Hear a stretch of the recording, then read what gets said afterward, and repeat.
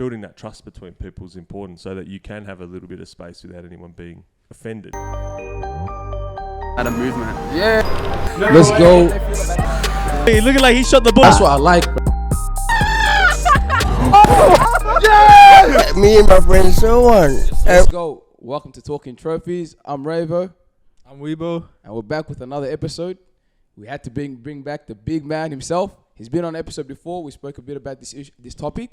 And we had to bring him back on. The big man, Josh Reid Jones. Thanks for jumping on, man. We had you last time over Zoom, and we're just like, let's do this in person. And we're big fans of your page as well. I appreciate that. We're neighbours now, baby. I just live down the road, so we're in the hood. It's good. Yeah, kill the boys. But yeah, man, thanks for jumping on. How you been? How's good, man. Yeah, good. Bit tired. Things are. I think we all sort of thought maybe in the new year things would be a little bit different. Get a clean run at it, and we've all been Omicroned, and things are still not probably humming along at 100%. But we just press on, man, do what we do, and yeah, I'm doing all right. But today's topic is an important topic, and we like to sometimes talk about serious topics besides taking the piss and having a laugh, and it's the topic of men's mental health. And we thought the best person to speak on this was Josh. He's got some experience in the field, and he's also dealt with young people. So we just wanted to have you on and give us a bit of your tips and advice and how to deal with this issue as well in the long run. Yeah, man. No, it's good. It's good to be here. I think these are good conversations to have. They're good reminders. It's good to just sort of top up where people are at and keep it going and keep it front of mind for people as well. So it's good. Come here, have a couple of zeros with the boys, and talk about looking after each other. I'm all right with that. Get a bit deep today. Yeah. Get a bit serious, you know what I mean? But yeah, Josh, I want to talk about especially during this time of lockdown, and you've done a couple actually on your Instagram reels, the ones where you speak at 100 kilometers an hour. Yeah, man. Is it because you're trying to fit it in the 30-second gap, or is it just Yeah, I got a minute, and you just go. You go. You basically wrap it. God those reels, man. But you also spoke about because for example, the people are blaming the government and stuff for all the mental health issues that are being caused. And I wanted to talk about the mental health issues that have been drastically increasing during lockdown. And what are your thoughts on that, and especially the blame game and building up anxiety? Yeah, look, it's like most conversations that get into sort of the papers and the news and people jumping on it. I think it loses a lot of the nuance that you really need to have when you're having a good conversation. If you really want to have solutions, there's plenty of things that are annoying, and you notice, particularly on the internet, as soon as something annoys someone, they're like, boom, time to complain about it. Whatever, it's affected me now I'm going to complain about it. And I think a little bit of that has probably happened with the discussions about mental health. So in my role for work, I have to sort of keep an eye on a lot of policy, a lot of investment, a lot of community interventions, and the help that's available. And one thing that is very difficult to separate from the whole community, the whole economic, financial situation, and sort of everyone's general mood, to pull just a discussion about mental health out is very difficult if we're not doing the things like taking care of people's welfare, making sure their rent's paid, making sure that their power's not getting shut off, making them feel like they're going to be supported and be comfortable. And that even though we're all in this really challenging situation, some of us are doing it a lot harder than others, and that if they feel like they're being left behind, it's very difficult to patch that up with only mental health interventions. People need food, they need a place to live, they need to know that their kids are going to be okay, they need healthcare. And so in the discussion sometimes of just mental health, it drags it also a little bit away from those other things that are really fundamentally important for people's mental health as well. And so I try and, make sure people are keeping an eye on who's responsible for making sure JobKeeper stays. Who's responsible for making sure yeah, that's right. Who's responsible for aged care? Who's responsible for keeping rat tests or rats? And making sure the vaccinations are here and all these sorts of things. Because without them, some of this other stuff that we talk about is not the answer. So it's good to keep reminding people and keep people understanding the conversation is bigger than just how do we have a phone line for people to call when they're sad. Like there's more to it than that. Yeah, I think like especially we had to do it isolation. Revo first got COVID and then I got it off him later. And I'm never On your Revo. Sharing too many Thanks zeros. Thanks for bringing it into the house. But yeah, like I'm a person that hasn't had like many mental health problems or anything like that. But even just being stuck inside for a whole week, for me it was about a week and a half. It just drains it out of you, like not being able to go outside, not being able to do anything, and just knowing that you can't do it. It's just draining. Yeah, man. Isolation. I always say to people when we talk about stuff, because we're encouraged to often in this country to think about what you did to be successful, what I did, what did you do, how much responsibility can you take for all your success, and everything. And that sort of individual focus, it permeates all the things. And so people start to think, yeah, man, I do everything. I'm the one who does the things. I'm the independent agent in the world. Man, the truth is we need people, man. We need people around us all the time. We need community. It matters.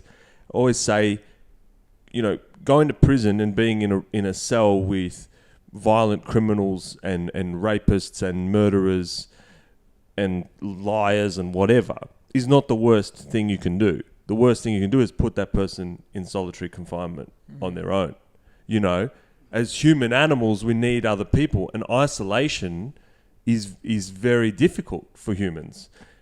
It's difficult if you're fully isolated on your own, but it's also difficult if you just feel like if there was just the group of us here going, we feel isolated from the rest of the world as well. Yeah. That's also difficult. And we might be encouraged then to be more angry at the world, more mad at the other people, start to feel like it's us versus them and they don't get it and whatever. And I think we've seen quite a bit of that where people are sort of breaking off into little tribes or little areas where they just like start going a bit us and them. And that's not good. That's not a good place to be. It's like it comes from a place of fear. It comes from a place of isolation and wherever we can address that by bringing people together and bringing people along, then we reduce the chances of those negative outcomes. So you get a really heightened example of it when you're isolating on your own because, Ray Ray's come in and made everyone sick. Thanks, bro. But I had to do my part again. Yeah. Get him immune. But, it's a great reminder that like, oh yeah, cool. Like I like to think I'm a bit of a lone wolf. I do my thing, but really, no, I need people, man. I need people around me. I need good people. So my dad used to say to me when I was younger, he said to me, human beings are social creatures. Yeah, man. You know what I mean? We need to socialize, and not having that can deteriorate your mental health and like even your personality, how you interact with people. I can say for myself, like how many times if I'm more to myself or I'm more quiet in my room or whatever, after a while, you start to dissociate with people and everything, and then you have to get back into it, because you have to fight it. And I think everyone goes through that too. I think we've seen that a lot too with once lockdown ended. And it's just awkward conversations. The first 2 weeks after everybody lockdown, became a homebody. Yeah, everyone became a homebody. I want to stay home. They start like I remember like people like before they were linking up, they're like, oh, I'm gonna go hang out with some friends or something. And then like some people were telling me like, man, I'm feeling a bit of anxiety or like I'm a bit anxious to see these people. Like, what are we gonna talk about? I've just been texting most people for the last 6 months. Haven't heard their voices. Haven't had that face-to-face human interaction besides my family. So it's like it was a big jump. But my mate, when lockdown ended and everyone went to Christmas shopping and stuff, he went to the mall. He's like, there's so much people here, man. It's a bit overwhelming, man. I don't know how to act. Like, he had a bit of anxiety. He's like, I never have that usually, but it was a bit overwhelming seeing everyone and people. Because he's been in a group of 1 or 2 or 3 or maybe max 10 for the past 2 years, man, on and off. And then bang, hundreds of people in a mall walking, shopping. It's like, fuck. Yeah, it's confronting. I think a lot of people felt that way, and I think that's sort of normal as well. I've been thinking about this a little bit. I was thinking about it before we went into lockdown. And then it wasn't really an issue for a while, but it was this kind of thought, because sometimes we want a bit of time to ourselves, a little bit of space, and that's fair enough. But I was thinking, we are social animals. So what's going on if like the world around us is so full on that we just need to get home and get away from everyone and be on our own? Like that, for me, that sort of indicates that there's a problem with how we're doing a lot of things. Because we should want to come home and share a good vibe, share a meal, like really that's peak good times, good time, good people, good meal, have a chat, you know, it's relaxed. And when, you know, you go to bed on your own or whatever. Maybe Ray needs a cuddle. I'll give him a cuddle, whatever. But, but you know, like, what's going on in the rest of our lives that we want to come home like, oh man, I can't see another person. I can't deal with it because I'm too overwhelmed from the day. I'm too tired or whatever. Like, I feel like there's something, I don't know, I don't have an answer for it, but it's something that I know a lot of people feel, you know? And I think the starting point is to just be honest with your friends about it. But listen, man, look, it's all good if we just sit here and just chill for a bit. I'm still emerging, you know? Like, I'm still working it out. And truth be told, I don't have a whole lot to say. I've been at home. You know what I've been doing. I've been doing nothing. So. Oh, you haven't been doing nothing, man. We've been keeping up with you, Josie. There was that when you did the singing in the bathtub. Oh, yeah, singing in the bathtub, yeah. Makeup. Yeah, did the makeup. Yeah, failed miserably. Nah, you did all right, I reckon. Some of it was okay. Some of it was okay. I'll give that another go. Even the Olympics one. The Olympics, yeah, man, we did lockdown Olympics. That was good.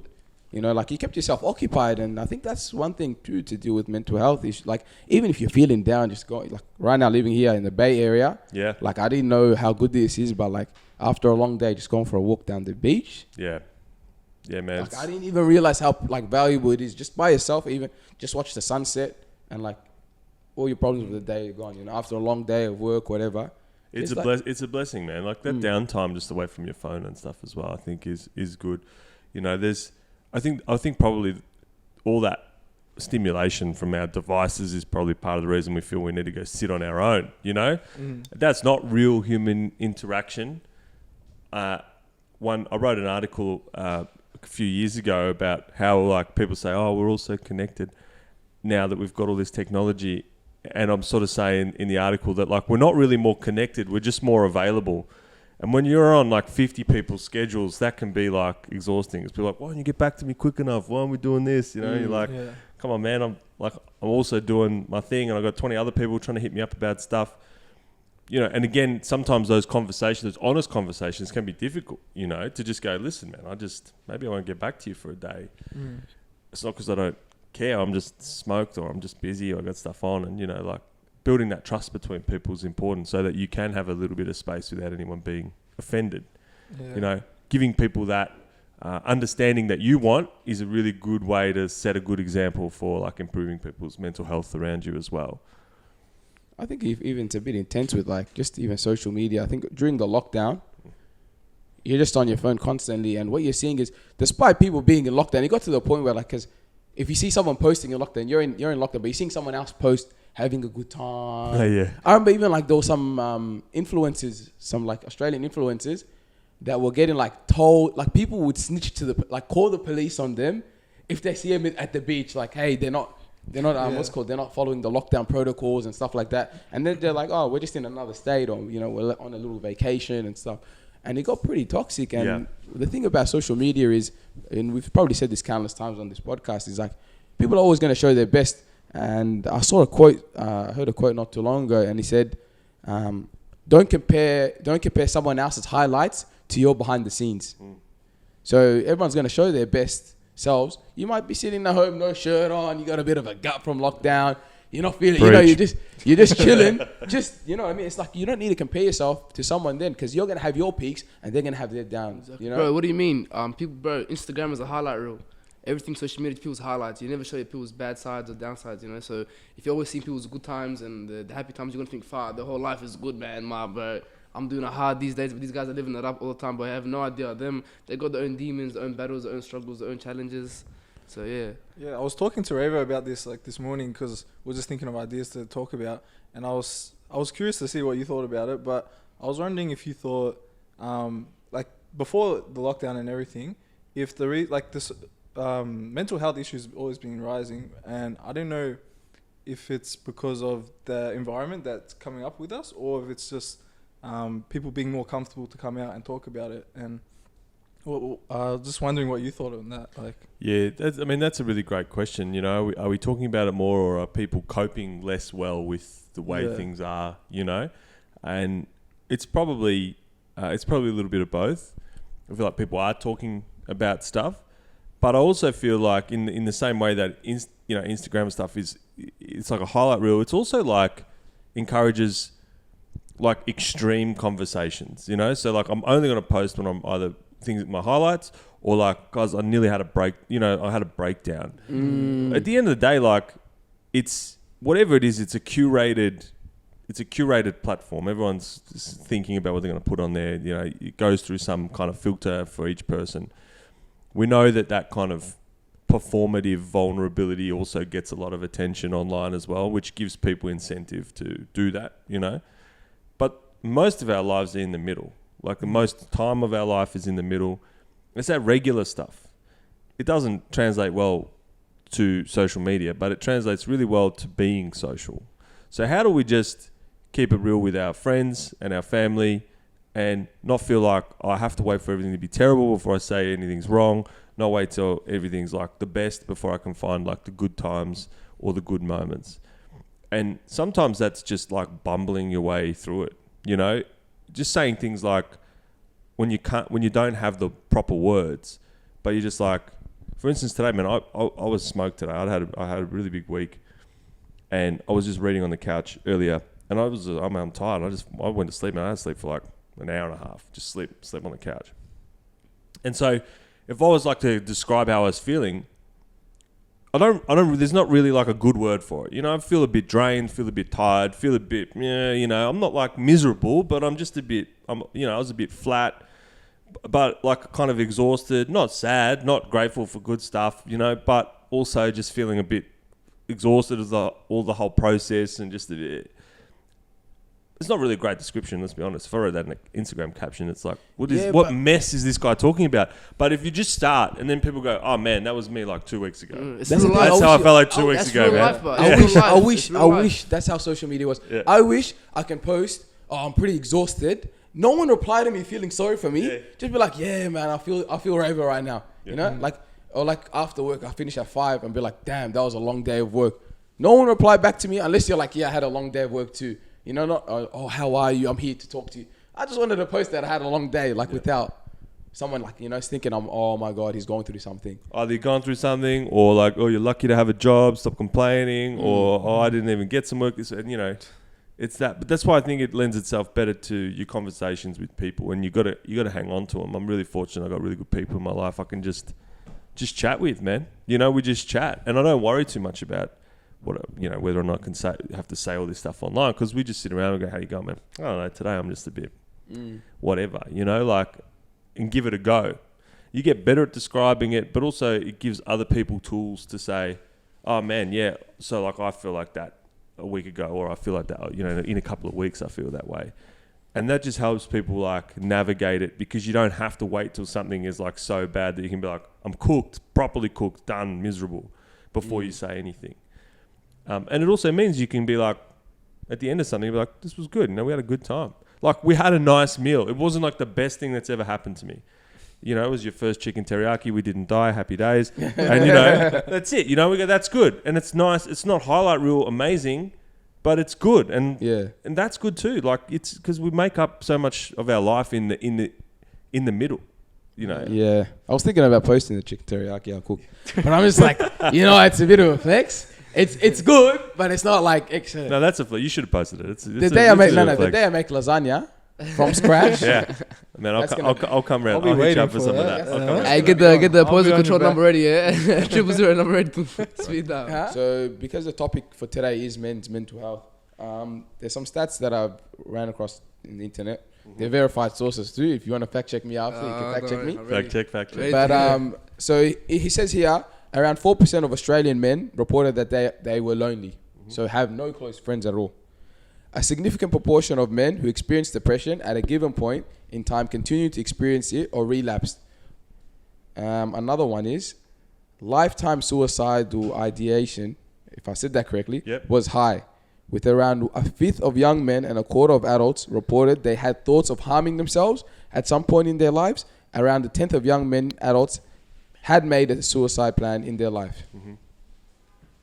So we all see it in social media.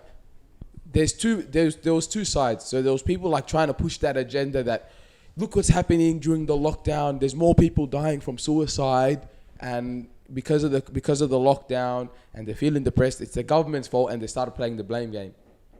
And then the other side, there's another side saying, no, this has been around, you know, we've been having this issue, but now because it fits your agenda to push this, let's talk about suicide and let's talk about that.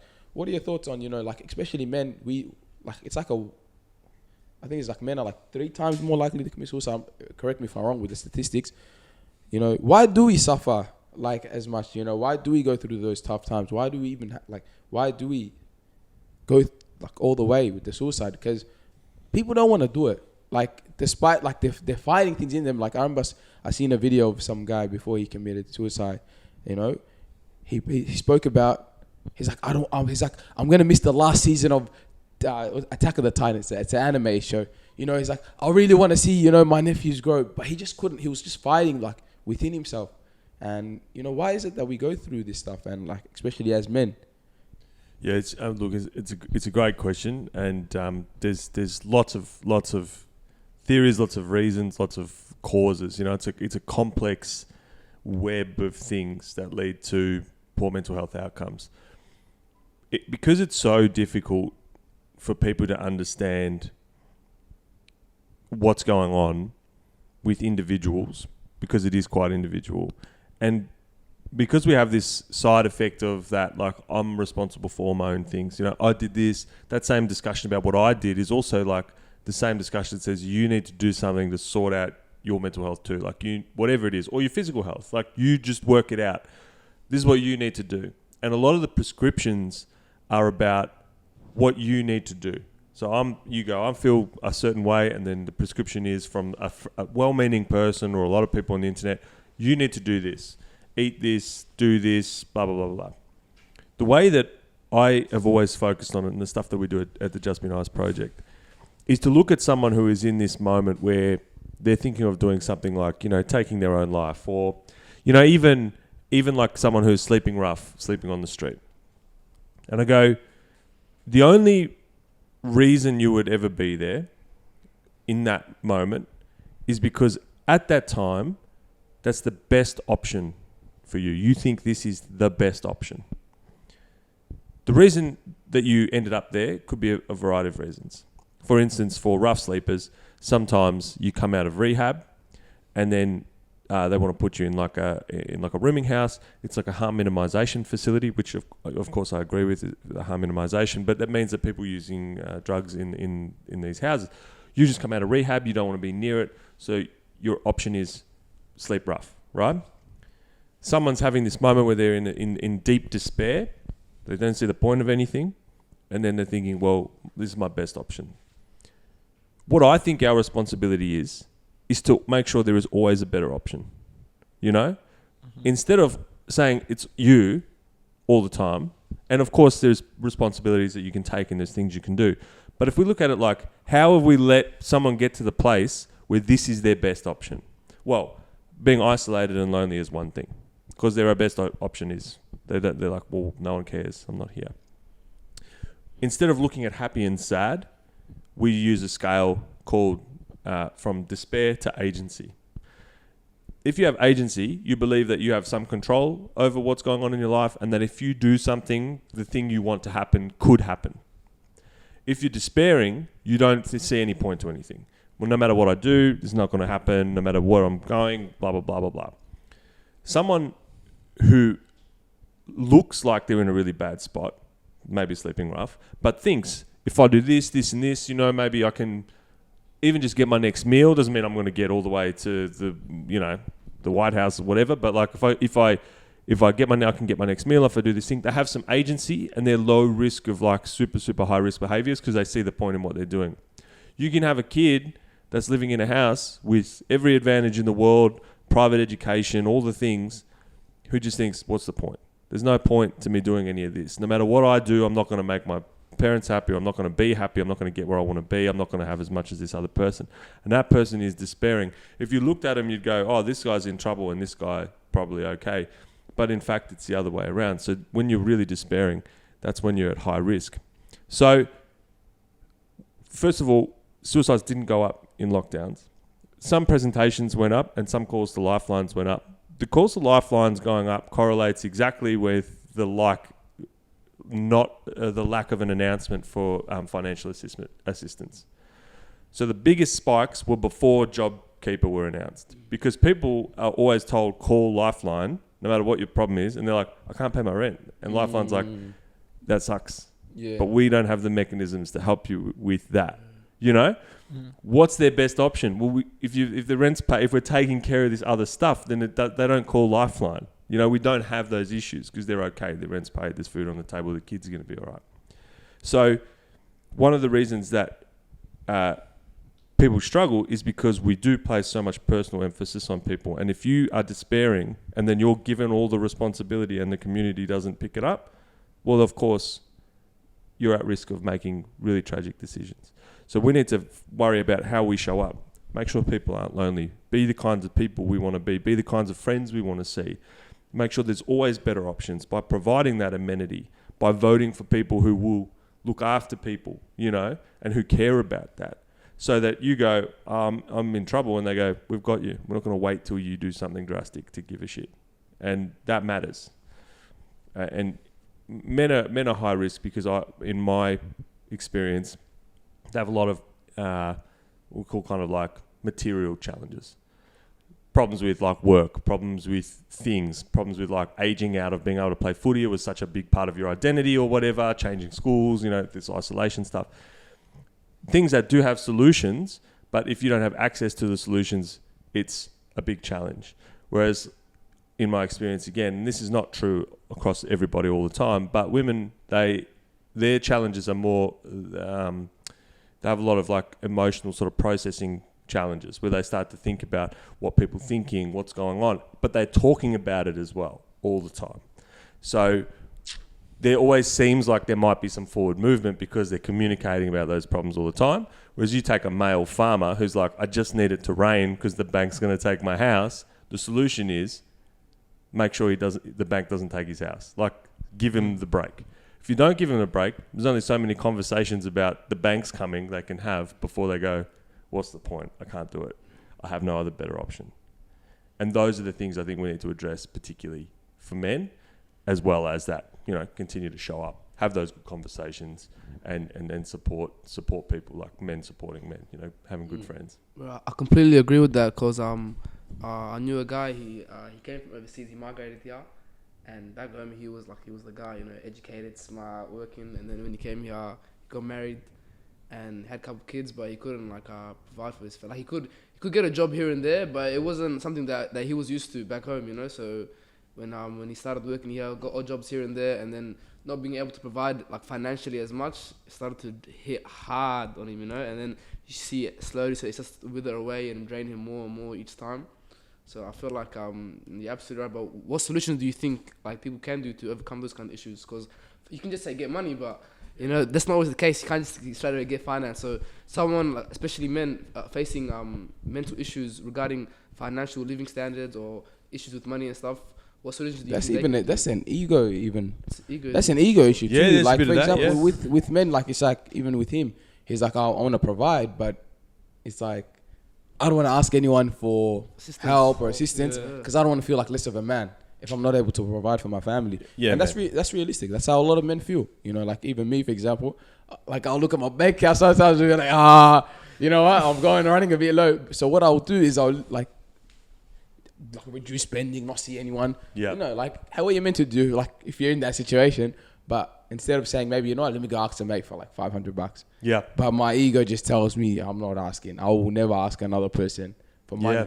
But you know, how do we suppress that even? Because that might be a factor, for example, with him. 100%. It's definitely a factor. It's definitely like a cultural thing. You know, different cultures have different blocks in different things. You know, some people, they can talk about whatever and they're very comfortable with it. In some places there's like taboos.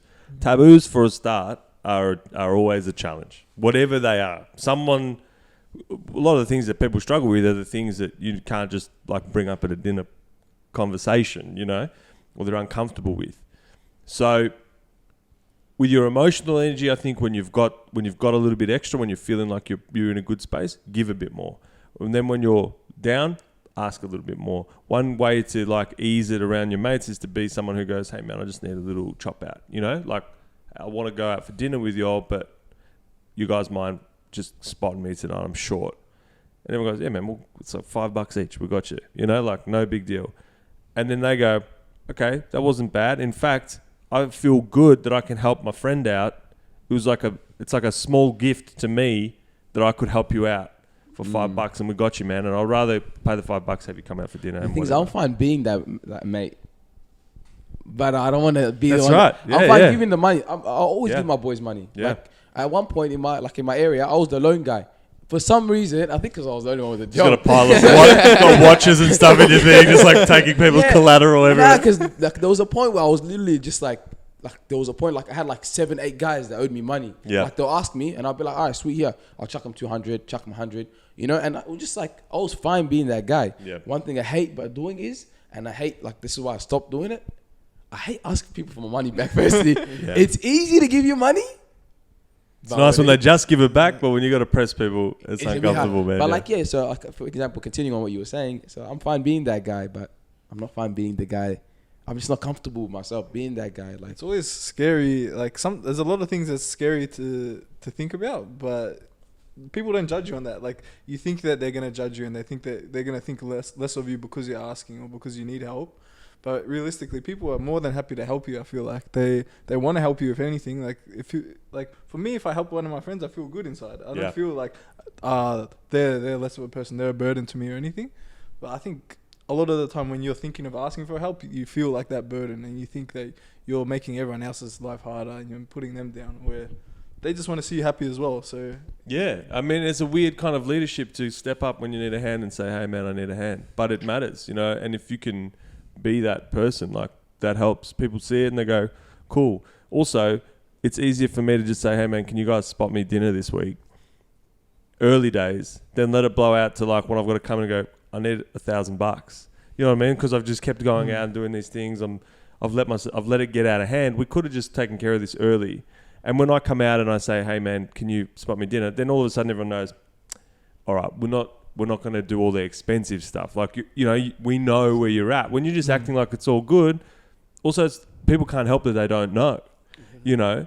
So that's one way to do it. Another way is when people aren't good at receiving help. And look, man, I do all this stuff. Like, I'm definitely saying do as I say, and I'll work on doing it. I'm not great at asking for help. I never have been. I remember the one time I borrowed some money off a friend because I was waiting for another guy to give me some money back. And I borrowed $600 to pay my uni fees when I was like 19, you know, from my man Eamon. I remember it clear as day because I was devastated. But it wasn't a big deal. I paid him back and he didn't give a shit. It really wasn't a big deal. But one thing you can do is offer some help. Because if I know you're struggling, you guys are here, you're like, yeah, we've got someone who helps us with our food, but we're not great cooks or whatever. And then I go, okay, cool. Bank account's a little low. I'll pick up some signals from our conversations, whatever, and that's cool. This is me being a friend, getting a hang of it. And I go, hey, man, you guys want me, I'll cook some dinner on Friday night. And you know your food prep is going to run till Saturday. You've got food on Friday. You go, oh, man, what about Saturday? If I've offered you help, it's easy for you to just adjust the help I've offered than to come to me and be like, hey, bro, you want to cook me dinner on Saturday night? Yeah. You know what I mean? Like, it's hard to say, hey, man, will you cook me dinner on Saturday night? Exactly, But if I say, hey, bro, will you want me to cook you on Friday? And you go, oh, what about Saturday? And I'm, yeah, all right. Yeah, that's all cool, baby. I'll cook you on Saturday. So sometimes it's going first with offering something and letting people adjust it a little bit is a good little soft way in to like, all right, what about this? You want me to get you on this day? Actually, can you do it on this day? It'd be great. You know, like you need a lift to work or you need me to put, you know, can I borrow your car, put some petrol in it? You're like, oh, yeah, that'd be good. You know, like that'd be good. Because when you have a good relationship with people, when you're good friends with people, we know what's going on. I know you haven't worked for a bit. Like, surely you must be getting tired. You know, like, let me help you out. And it's easier to offer first. So ask for help first. Offer first. You know, this is the thing that sets a good tone. And try not to be too mad at people if they ask a few times in a row. You know, like be like, hey, maybe then you go, bro, do you need some like proper help? Like, what's up? And at JBN, that's what we're trying to do. Just give people an opportunity to go. You call up and say, hey man, I've got a friend. He's always needs help. He's just behind me. Go, cool. Let's see what we can do to like sort out his financial literacy. Maybe help him with a better job or do this sort of stuff and deal with those material issues. But a lot of the time, you just need a little boop, boop, just for a bit. You know, like you just need a little chop out on the short term or whatever. Hey, quick question. JBN, does it stand for your shirt? Just be nice. Yeah, that's right. Alright, I just did it right now. Yeah, That's right. I'm always merched up. Quick shout out to JBN. Quick shout out to JBN, real quick. With that, you spoke, so we can say that that's the materialistic side. That's the financial support. What about the mental support? Like opening up to someone, saying I need help, or not even just I need help, just I need someone to talk to. Because, for example, these are from my personal experiences. I probably had a mate once in my life open up to me, and that was the only mate that's ever opened up to me sober. And only when I see, for example, I'll be going out or hanging out in the area, I'll see someone, that's when they open up to me. When they're waved, they're a bit, how the boys are, they have to get something, they have to be on something to open up. No one, how do you get comfortable with opening up, just be sober, a lot of guys and most of our male viewers, they probably get that's when they open up to their mates, when they're waved, or maybe how do you do it on a sober level? Man, it's something that we don't talk about enough is trust. You earn trust. You earn trust by being a good friend. You earn trust by opening up yourself as well. If just to make it super weird so that you can understand how it feels, right? If you're like, why aren't people comfortable with their bodies? And then I was like, all right, man, you take off all your clothes and we'll sit here in our clothes. You're going to be sitting there like, this feels hella weird right now. Why am I the only one without clothes on? But if I was like, it's hot, let's all take our shirts off. Everyone's got their shirts off. And it's less weird. It's not less weird because having a shirt off is weird or not weird. It just feels more, we're all in the same place. Everyone's a bit different. We're all different colors. We're all different levels of COVID fat, whatever, we've got all that going on. But if you're the only one doing it, it feels very exposed and vulnerable. And it's the same with talking about where you're at, So if I want you to tell me about what's up, I'll tell you what's up. I'll go first. I'll be someone who says, yeah, man, I had those thoughts. Yeah, man, I've been there. Yeah, I've done that. I've felt that way. And when I felt like that way, it was because of this, because I had this problem with this in this relationship, or I was having this trouble with my parents, or I was having this thing at work, and I got mad and I didn't know what to do, and I was frustrated, and then, blah, blah, blah. Then I watched this clip, made me cry. It was just a random thing about a puppy, whatever, got me on Instagram that day. Whatever it is, you lead by going first. You lead by doing it, and you create that space for people to step into, because they're not just saying, "Oh, I'm sitting here in a room. I'm the only one with no clothes on, and everyone else is fully clothed."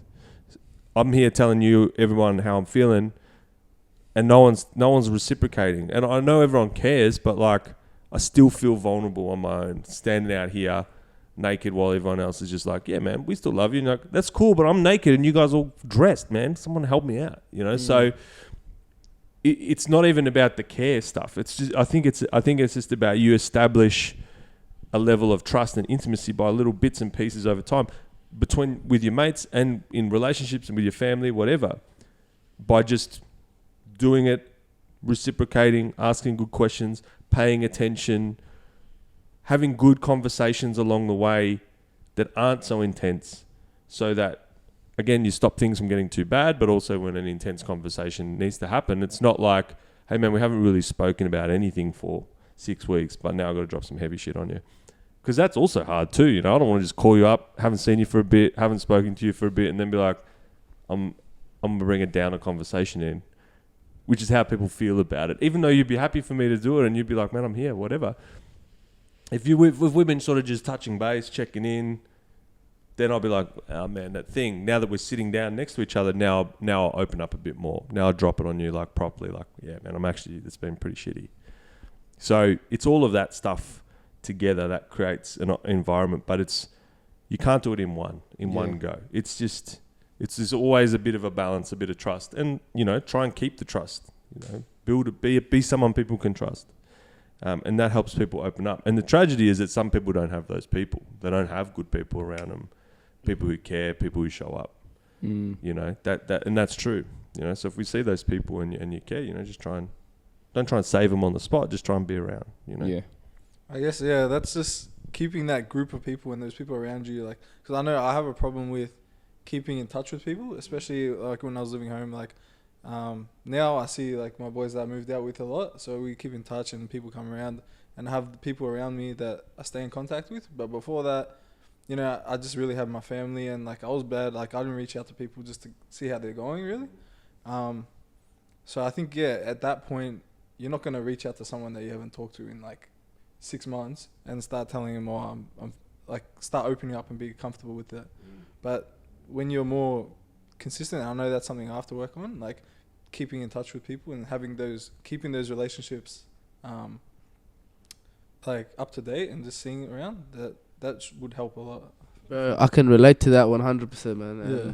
I feel like it's bad too, because if you dissociate yourself too much, people start thinking, man, maybe this guy doesn't like me anymore. Yeah. You know, and then you don't feel that way. You just, you know, you're in your own thing right now, you know. But and then you like people hit you up, and then you hit them back up, and then it's a bit of work to call people. But then I think if you make it a regular routine to just regularly call people every now and then, it just becomes part of your, you know, just instinct to call, check up how you've been. Because if you don't do that, man, I'm talking from experience. People think that you're angry at them, or maybe you don't want to be friends with them and stuff like that. But yeah, man. So I know exactly what you're talking about. Yeah, even the people you have the best relationships with. Exactly. Like, there's kids from school that like I was real close with, and then just after school, just like it just fell apart. Or not fell apart, but like you just forget. Like you don't keep in contact. Exactly. But the thing is with that too, it's not like life gets in the way too. People gotta realize that. That's what it is, you know.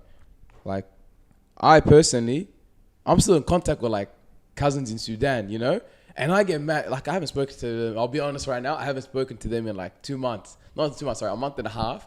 And I've been meaning to call them so bad. And even my cousins in Canada, I wanted to speak to them. But it's just like, you know, life does get in the way. I don't love them any less. But you know what it is? It is valuable if we do check up on them, you know? If we do give them the message.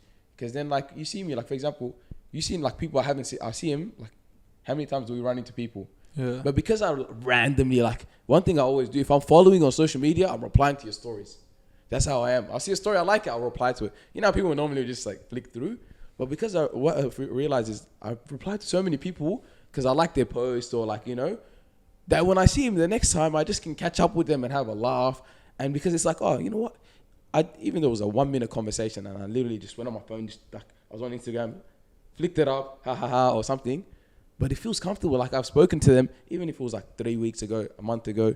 And I realized, like, for a lot of the viewers as well, they should try doing that. Like, just if you see someone from primary school and you see one of their posts, just like it or leave a comment, you know? And it will mean the world to them. And maybe you run into them one day and then it's like, and you just have a chat and you're comfortable having that chat. And, you know, you can build that relationship. And you're like, you know what? Maybe I haven't kicked back with them in 10 years, but I hanged out with them. And after replying to the comment, I saw them once, we caught up, and then you become close friends again, you know, and you build those relationships. And it's very beneficial, I reckon, personally, I'd say. 100%, man. And you're right. Like, people, your life is ebbing and flowing all the time. You got time, you don't have time, these things happen. So just like, always think, you know, can I leave this interaction where everyone's a bit better for it? You know, tell my mates I love them, check in on them, be aware of what's going on. You know, you got someone who's gone through a bit. Like I got friends, you know, that either just have kids or they're trying to have kids. You know, you got friends that are changing jobs, or, you know, you got friends that are like they're moving because they've just been through a breakup or whatever. And, you know, and that time they need a little bit more checking in. They need maybe a bit more regular checking in. And then you got people that just like settled in. Maybe, you know, maybe they're in Canada, living life, they're doing their thing, got a little family thing going on. You're like, hey, family in Canada, if you're watching this right now, yeah. I miss you. I will call you all soon. I love you all. But, you know, maybe they're settled and they're like, you know, they're all right. And, you know, there's other people keeping an eye on them too as well, which is good. And you just kind of, you know, meter your time like that, you know. And it's important to big up your mates, you know, like cheerlead them, you know, check in, let them know they're loved, you know, do that stuff. You know, it can be on socials as well, but also take it offline sometimes, you know. And if you are, your understanding of your own circumstance, which is sometimes I'm tired or busy or whatever, just extend that same courtesy to everyone else. And again, like with so many things, how can you go first? Yeah. Don't wait for everyone else to do it all the time. You know, don't wait for everyone else to open up. Don't wait for everyone else to reach out, and don't get in the habit of being like one of those people who's like, oh, I reached out the last 4 times and then you didn't, so now I'm not. Bro, maybe you'll be the one to reach out 20 times, and then maybe you have a really tough time, and that person will be there every day. You know, like, don't keep scorecards. Do it because it's the right thing to do, because you care and because you want to be that person. You know, this isn't a scorecard thing. Keep scores of who you've lent money to, but don't keep scores of like, you know, oh, I reached out 5 times, this guy once. They don't care as much. That's silly. You know, those things are silly. If when you're kicking it, it's all good, and you know they care, then that's all good. You know, just carry on like that. Those kinds of things, they create good communities, good environments for people, and that protects people's mental health a lot. What would tips be for men's mental health? For young men's mental health? For young men's mental Let's just say 5 tips for Yep. young men to deal with their mental health. What would you say? First of all, lead with your own, like, reality. Not that you have to tell everyone all the worst stuff or the best stuff. Just be real. Like, there's heaps in the middle. Lean into the middle, you know? We don't have to wait till things are terrible to talk about it. Offer help that can be adjusted for people, like real help, so that they can fashion it in a way that makes sense for them. Make an effort to reach out to your friends and do those things, and let them know that there's always a better option, whatever it is. You want to crash on my couch, you want me to feed you, you want me to spot your dinner, you want the boys to get you, you want me to come pick you up from a party at 3 a.m, I got you. And then do it, even when it's hard, you know? I had times in my life where people have leaned on me, and I'll jump into bed, and they call me up and they're like, hey bro, I'm not good. I jump out of bed. It's all right, man, come over, man. It's all right, I got you. I was like, I wanted to go to bed. You know, like those things, do that stuff, you know, so that people know they can rely on you. Try, and this is difficult because we all bugger it up, but like, try and make your interactions positive with people. Not positive in the sense that you're only ever talking about good stuff, but positive in the sense that everyone walks away going, I'm better for that time with that person, you know? They weren't just sitting on their phone. They weren't just like ignoring shit. They weren't just like, whatever, you know? It was good. We had a good moment. And whether that was just because we chilled and that was nice, or we talked some real stuff, or we saw some cool stuff, or we played some, you know, PlayStation or whatever, but that was good and I feel better for it.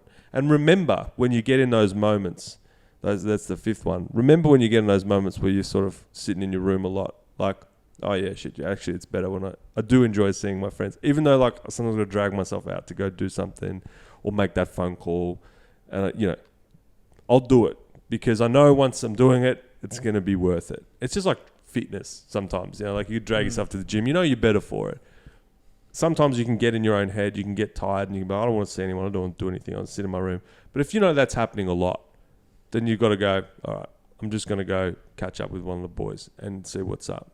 So then people come to know you, like build that. Through all of those things, ultimately what you're doing is you're building trust. And you're making like sticky relationships that people can rely on you. And even if that stickiness gets stretched a bit of time because you're busy, it's sticky enough to deal with that. It doesn't break and float away, you know, because it's just, that's life, man. That's what's going to happen. So I think you do those things and then you create a safe, supportive, like fun, good time environment where you're being the kind of friend you want everyone else to be, but also you're showing the kinds of things you want your friends to be able to show. Yeah. You know? And that's, not everyone does that.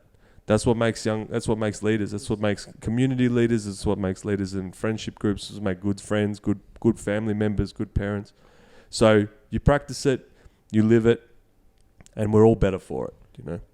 I think what I do, like, to deal with my, like, see what kind of friend I am and how I evaluate it is, I say this, like, there's 3 kinds of friends you have. So let's just say when you do get a call, there's 3 people that call you. There's the one that calls you and you just watch it ring and you're just like, you know, you're just looking at the phone, you're just like, you know? Then there's the one that he calls you. The second one is the one that he calls. You look at the phone, you're not really excited. You're just like, oh yeah, whatever. I'll pick it up and I'll call them. And then there's the third friend. And that's the friend that I try to strive to be, is that friend as soon as the phone rings, you want to pick it up. Because you know they're going to benefit you. You know, they're going to give you benefit. Like they're going to give you advice. They're going to help you. For example, if you have a new idea, they'll say, how can I help you? You know, that's the friend I strive to be, that third one. Because that third friend, you literally want to pick up as soon as it rings. You know, I have a couple of them when it's like, I see them, I'm like, wow, my boy, you know? But I'm like, let me let it ring a little bit so I don't look like I'm too excited to go, you know? So I'll wait and then I'll pick it up, you know? But, and then the middle one, that friend, you're not really, like, you know, you're not really excited. You're happy to talk to them. You want to hang out with them. And then the one friend, like the one I said at the start, that friend you don't want to be is the one, whenever you call your friends, you're like, they're probably going to call me to ask for something. They're a burden. They're not really going to give me positive energy, you know? And that's the friend you don't want to be. So that's how I see it, like with friends. And the friends I'm trying to strive to be. Yeah, I mean, I've no doubt you're a great friend. And sometimes people turn burdensome, you know, when they start to bother you. And sometimes, like, those people, they need a little extra loving too, you know? So you don't have to be everything to everyone. It's really important. It's really hard. You can't be a 10 out of 10 friend to 1,000 people. It's too hard, you know? You don't have the time. But you can be mindful of those things. And if you go, oh man, I'm feeling good. I'm feeling in a good space. I've got a little bit of extra energy. Then that drainer, you know, that person who's a bit of a downer, you know, maybe you go, yeah, today I've got a bit extra. I'm going to give it to this person. No, I only pick up the calls on Sundays. Yeah. Sundays, I got the whole day free. Yeah, man. Sunday, I'll pick up the call. I got time on a Sunday, baby. We'll talk. Yeah, yeah. I'll give you that 30 minutes. But the Monday, the Saturday, when I'm working, trying to stay motivated. It's very difficult. I can't. Yeah. You know? Well, that's it. You know, you can't pour from an empty cup. So you got to maintain your own stuff as well. And, you know, good people, they'll energize you. They'll do that. Good friends will do that. I got one more question I want to ask. This is another example. I'm sure everyone's got that friend of theirs or companion or whatever you want to call them. Obviously, you mentioned before about going through hard times and always being there, give them a couch to sleep on, food to eat, you need a hand.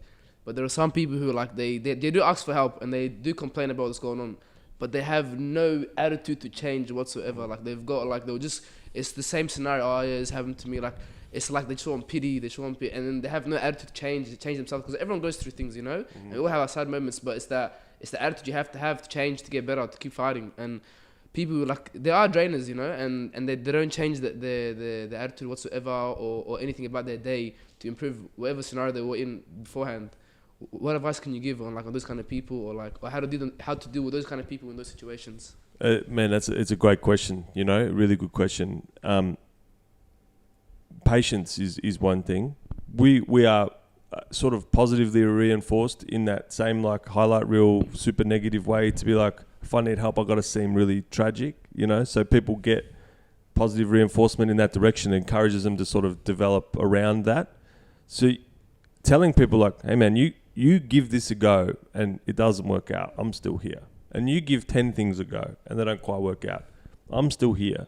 And the 11th thing might be the thing, but you don't have to be cooked for me to help, you know? I got you, you know? So you don't have to make it worse. You don't have to be like, I can't do anything. You can be like, I can do 10% of stuff. We'll start there, you know? We'll start with that. I got the patience, I'm not going anywhere, but let's just do what you can do. It doesn't need to be all the way to what I think you should do, because some of us are real good at giving advice about that stuff. And just take that pressure off, because a lot of people think if I half do it and then doesn't work out, then again, it's all my fault. And now I can't get help because now it's clearly all my fault. And you just go, man, I got you. It doesn't matter, you know, but let's get you moving, because you're going to be better with some forward movement. You're going to be happier. You're going to be a better person. You're going to get to a better place. But it's okay. I'm still here if you bugger it up. And if it doesn't work out first go, second go, I'm still here. And that's less frustrating than you just going nowhere and just making everyone exhausted trying to make you do something, you know? But people don't want to take that first step if they think, oh, if I get this wrong, I'm going to fall to my death, sort of thing. When does it become a burden? But when someone doesn't want to help themselves? That's the thing about your energy as well. And I think that's just, you know, you be honest. Say, man, I'm taxed, you know, I'm taxed. You don't wait till you're empty to have the conversation. And when you're up, you say you're up. And when you're a bit low, you say I'm a bit low. And when you're taxed fully, you tell them you're taxed fully. That's that honesty in the middle bit. You don't have to wait till you're fully cooked before you say, oh, I'm fully cooked, I can't do this anymore. Say, hey, man, it's real hard when you don't do this. I'm a little bit tired about it. You know, I'm going to need a minute. But also, I'm going to extend you the same courtesy of understanding when you're like this. I don't want to incentivize you to always have to tell me you're 100% cooked all the time. I don't care. I'm here anyway. So let's get you moving in the right direction. That was amazing. We got anything last to say before we wrap up, or question for I feel Josh? inspired. I feel ready to go, but nah. I think it was a good conversation. Like a lot of learning. I bet a lot of the viewers can relate to a lot of the things we talked about, and yeah.